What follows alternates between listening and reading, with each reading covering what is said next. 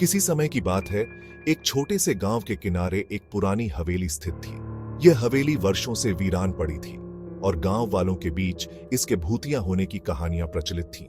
कहते हैं कि रात होते ही वहां से अजीब अजीब आवाजें आती थीं और रोशनी की चमक दिखाई देती थी। रमेश, एक नवयुवक जो भूत प्रेत की कहानियों में विश्वास नहीं करता था, ने तय किया कि वह इस रहस्य को सुलझा कर रहेगा। एक दिन वह अपने दोस्तों के साथ उस हवेली में जाने की योजना बनाता है। रात के अंधेरे में रमेश और उसके 4 दोस्त प्रकाश, सुरेश, मोहन और विजय सभी टॉर्च और लाठियां लेकर हवेली की ओर बढ़े। हवेली का दरवाजा जंग खा चुका था और धीमी धीमी आवाज में चरमराने लगा जब उन्होंने उसे खोला। जैसे ही वे अंदर दाखिल हुए, हवेली की ठंडक और सीलन भरी महक ने उन्हें घेर लिया।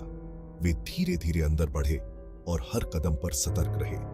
हवेली के हर कोने में मकड़ियों के जाले लटक रहे थे और फर्श पर धूल की मोटी परत जमी थी। अचानक एक कमरे से किसी के रोने की आवाज आई।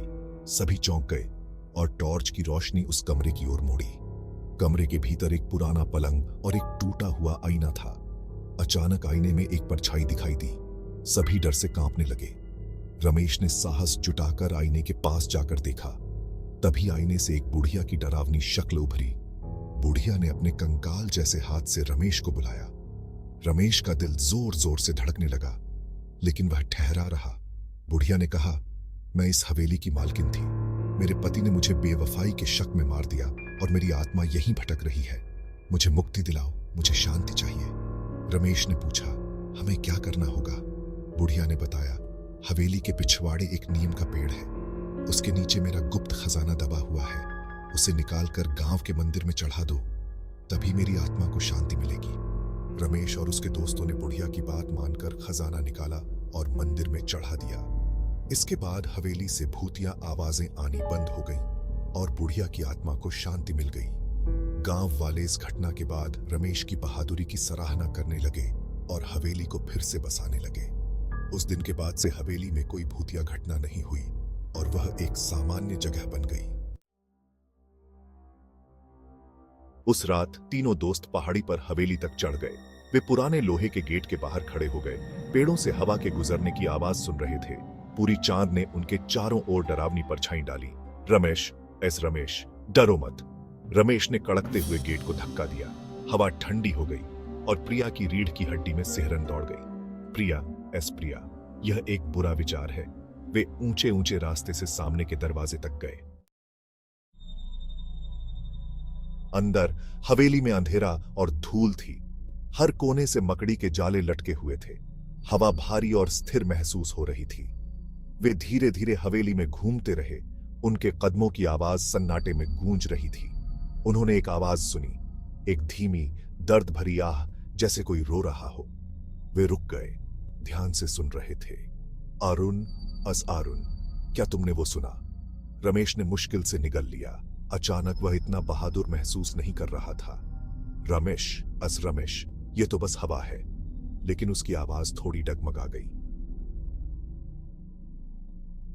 वे एक बड़े कमरे में दाखिल हुए जहां बीच में एक भव्य पियानो था।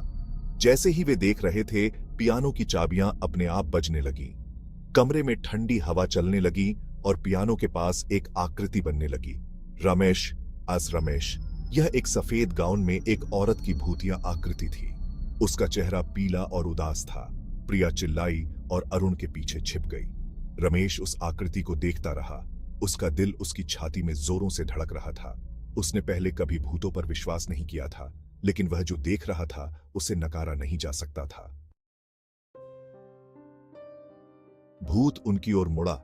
उसकी उदास आंखें एक गहरी लालसा से भरी हुई थीं।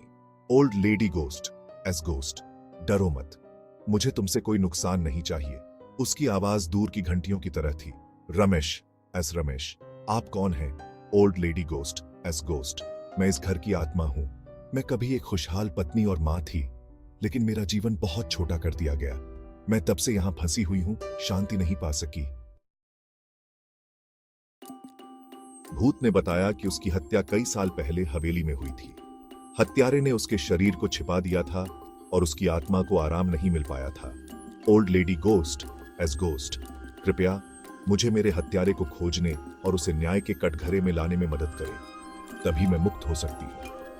रमेश, अरुण और प्रिया ने ध्यान से सुना, क्योंकि भूत ने उन्हें बताया कि उसकी हत्या के सबूत कहाँ मिलेंगे। यह हवेली के एक गुप्त कमरे में छिपा हुआ था।